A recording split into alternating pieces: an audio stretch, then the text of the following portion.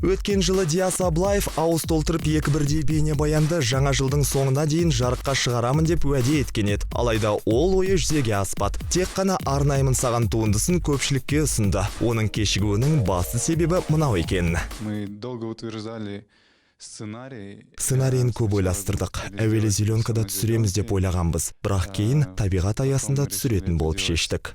Опять же на природе. Ақыр соңында клипмейкерлермен бір шешімге келіпті. Сейчас мы еще в процессе съемок. Сняли 2 дня. Қазір бейнебаянның түсіріліміне кірісіп кеттік. Аяқталуына енді 2 күн қалды. Ал бейнеклип 1 наурыз күні жарық көреді. Сол үшін санақ жүргізудемін.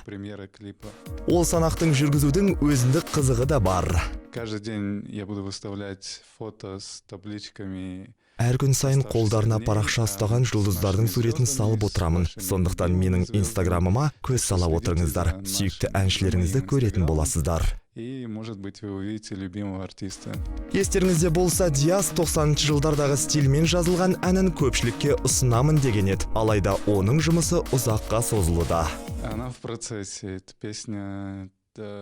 Ол ән әлі өңделуде. Қиынға түскен туындылардың бірі болып отыр. Жеңіл болама деп ойлағанмын. Кейде әннің өңдеуін түсінбей қалатын кездерде болып қалады. Дегенмен мен қалаған ән дайындалып келеді. Бірақ басында қиын болды. Алдағы уақытта ешқандай әнге қатысты да, бейнебаянға қатысты да қиындық тумайды деп сенеміз. Сол себепті көктемнің алғашқы күнін асыға күтеміз.